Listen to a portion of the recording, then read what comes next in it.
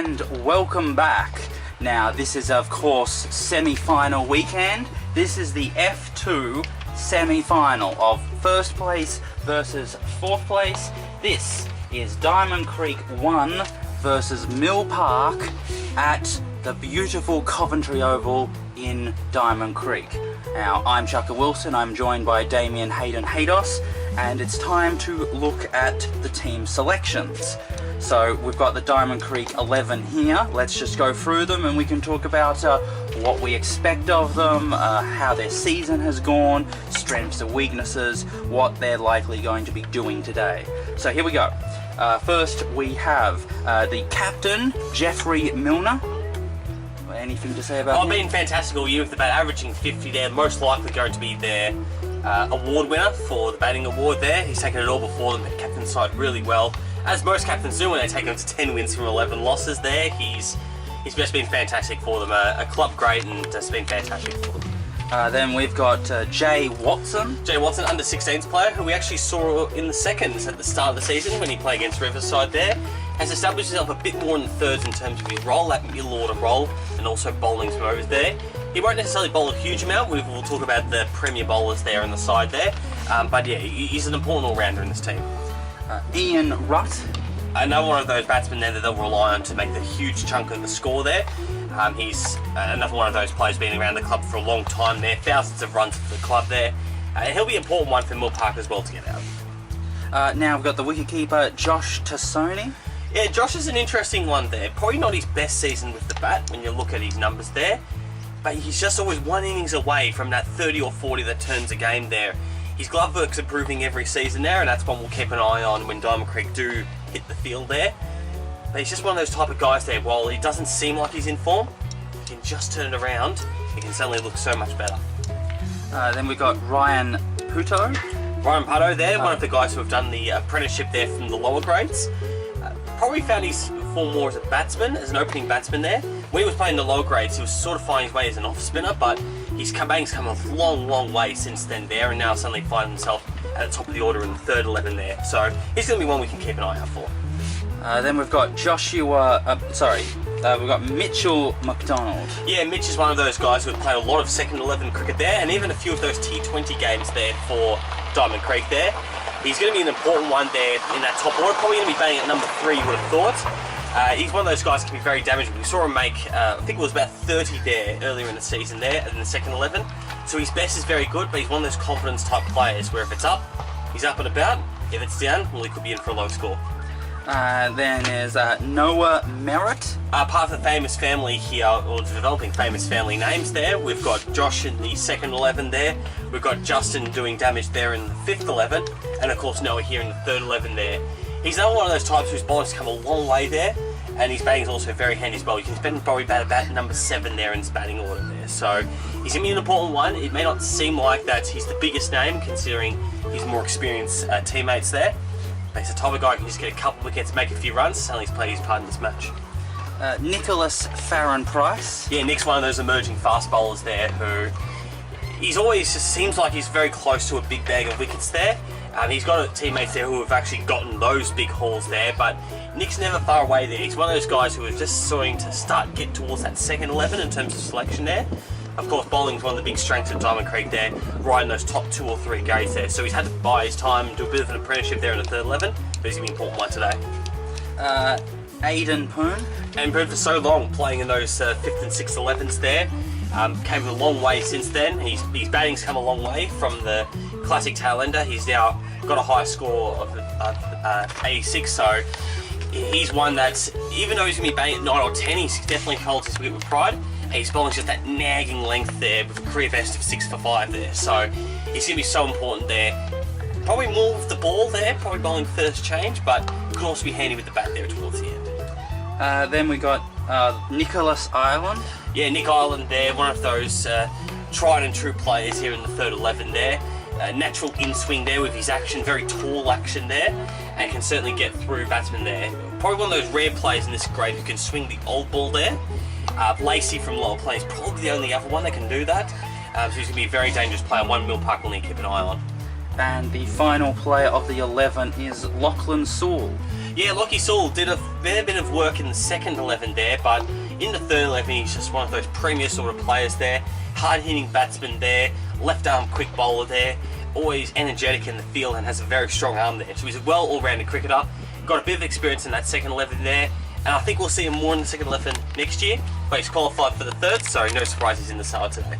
And just for posterity's sake, we've got the substitute of Angus Jarram. A little bit unlucky Angus there. With guys like McDonald and Sewell and the higher grades there, Jerome did play quite a bit of the year there and made some 20s throughout the season there. Probably just got squeezed out there from a team balance point of view there.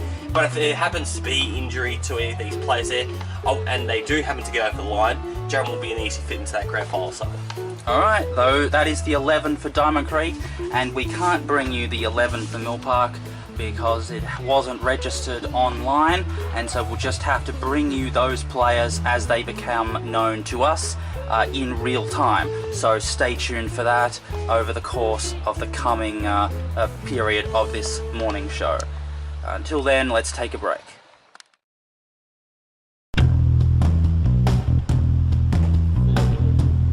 And what a shot. Excellent camera right there. Or slams. And Mitchell unleashed there with the camera right. Difficult to get the field on. The ball's going to run pretty close to that. What an incredible shot by Red, and almost hit the goal. That would have been controversial. Just the way.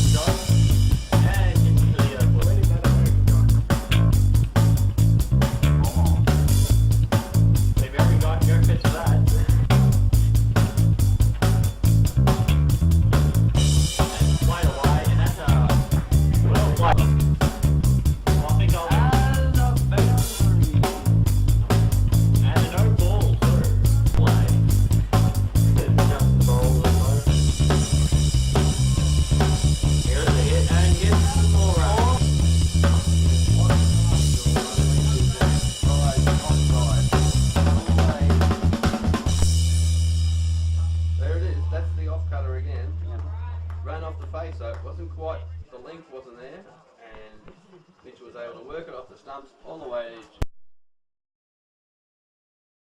to in.